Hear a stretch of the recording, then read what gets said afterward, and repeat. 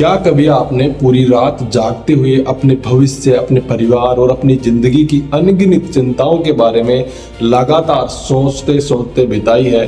क्या कभी आपके साथ ऐसा हुआ है, बाहर से आप बहुत ज़्यादा खुश में और मुस्कुरा रहे थे, लेकिन अंदर आपका मन में डर था, बेचैनी थी और चिंता थी, इस तरीके से आपका मन भरा हुआ था? अगर आपका जवाब हाँ है तो ये आज का वीडियो केवल आपको जानकारी देने के लिए नहीं, बल्कि आपके दिल में सच्ची शांति देने के लिए बनाया गया है। दुनिया हमें बार बार सिखाती है कि हर समस्या का बोझ अपने कंधों पर उठाकर चलना ही सही समझदारी है और जिम्मेदारी की पहचान होती है।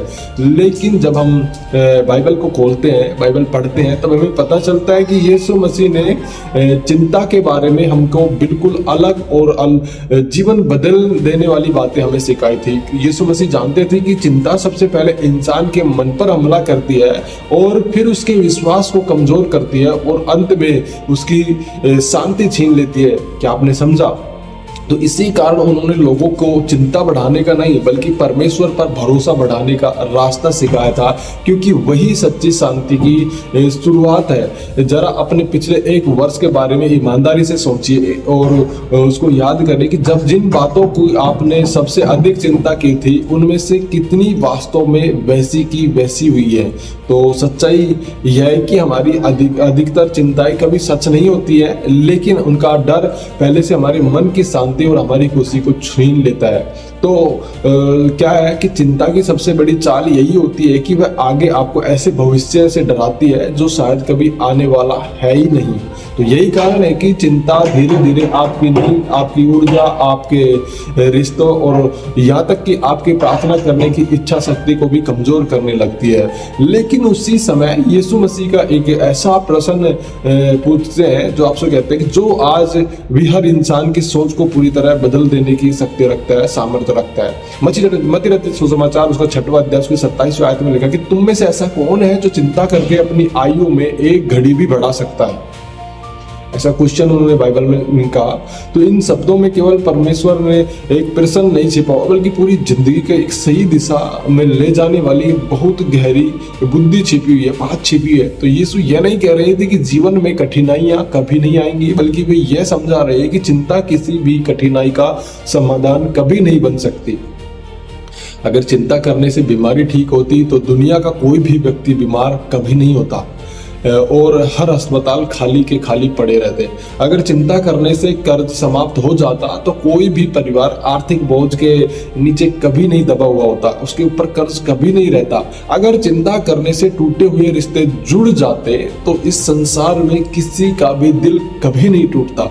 लेकिन हम सभी जानते हैं कि चिंता केवल समस्या का आकार हमारे मन के अंदर और भी बड़ा जाल बनाती रहती है। तो याद रखिए कि चिंता भविष्य की समस्याओं को आज अपने दिल के अंदर उठाकर चलने का दूसरा नाम है। इस बात को समझ लेना। इसके विपरीत विश्वास उस भविष्य को लेकर को परमेश्वर के हाथों में सौंप देने का नाम है, जो हमारे समझ से कहीं अधिक बुद्धिमान है। परमेश्वर आपके हर आंसू को जानते हैं और आपकी हर प्रार्थना को सुनते हैं और आपकी हर बेचैन रात को पूरी तरह समझते हैं। दुख की बात यह है कि जब हम अक्सर प्रार्थना करने से पहले चिंता करना शुरू कर देते हैं कि फिर वही चिंता हमारे विश्वास को धीरे धीरे कमजोर कर देती है। तो ये बात है जो हम देखते हैं पहली पतरस की पत्री उसका 5वां अध्याय उसकी 27वीं आयत में प्रभु का वचन क्या कहता है कि अपनी सारी चिंता उसी पर डाल दो क्योंकि उसको तुम्हारा ध्यान है। तो ध्यान दीजिए कि परमेश्वर ने केवल कुछ चिंताओं को नहीं, बल्कि अपनी सारी चिंताओं को उनके ऊपर छोड़ देने का निमंत्रण दिया है। आपको न्योता दिया कि सारी चिंता मुझे दे दो। जब इंसान अपने डर से बड़ा अपने परमेश्वर को देखना शुरू कर देता है, तब उसके भीतर ऐसी शांति जन्म लेती है जिसे परिस्थितियां भी नहीं बदल सकती, परिस्थितियां भी नहीं छीन सकती। लेकिन एक ऐसा प्रश्न अभी आपके सामने खड़ा हो सकता है जिसने सदियों से लाखों विश्वासियों को सोचने पर मजबूर किया है। अगर आपका भी सोचने का मन है, अगर परमेश्वर वास्तव में हमारी प्रार्थना सुनते हैं और हमारी हर चिंता जानते हैं, तो वे हर सुबह हर बार तुरंत उत्तर क्यों नहीं देते हैं? ये आपका क्वेश्चन हो सकता है, बहुत सारे लोगों का क्वेश्चन है। यह वह प्रश्न है जिसने सदियों से अनगिनत लोगों के विश्वास को सबसे अधिक चुनौती दी है और उन्हें गहरी उलझन में डालकर रखा हुआ है। और बहुत से लोग यह मान लेते हैं कि जब परमेश्वर तुरंत उत्तर नहीं देते तब शायद उन्होंने उनकी प्रार्थना सुनना ही बंद कर दिया है। लेकिन बाइबल हमें सिखाती है कि परमेश्वर की चुप्पी का अर्थ कभी भी उनकी अनुपस्थिति या उनके प्रेम की कमी नहीं होता है। कई बार परमेश्वर हमें उत्तर देने से पहले हमारे विश्वास को, हमारे धैर्य को और हमारे चरित्र को और मजबूत बनाने का कार्य कर रहे होते हैं और मजबूत बनाते रहते हैं। जरा एक किसान के बारे में सोचिए जो बीज बोने से अगले ही दिन खेत खोदकर फसल ढूंढना शुरू कर देता है, समझे? तो वह धैर्य रखता है। किसान कभी भी आज बीज डाल दिया, कल उसको देखता नहीं है कि चलो बीज उगाया या नहीं उगाया। वह धैर्य रखता है क्योंकि उससे विश्वास होता है कि भी मिट्टी के नीचे जीवन दिखाई देने में थोड़ा टाइम लगेगा और वह लगातार अभी नीचे कार्य कर रहा है। ठीक उसी प्रकार परमेश्वर भी कई बार हमारी जिंदगी में पर्दे के पीछे ऐसे काम कर रहे होते हैं जिन्हें हम तुरंत नहीं देख पाते हैं। यही कारण है कि विश्वास का सबसे कठिन समय वह होता है जब हमको जब आपको कुछ दिखाई नहीं देता है लेकिन फिर भी भरोसा बनाए रखना पड़ता है। जब हम देखते हैं ऐसा है कि पुस्तक उसका 40 अध्याय उसकी 21 आयत में जब हम देखते हैं तो उसमें लिखा है कि परंतु जो यहोवा की बाट जोते हैं वे नया बल प्राप्त करेंगे और वे उकाबों के नाई उड़ेंगे, दौड़ेंगे, थकेंगे नहीं, चलेंगे और मूर्छित नहीं होंगे।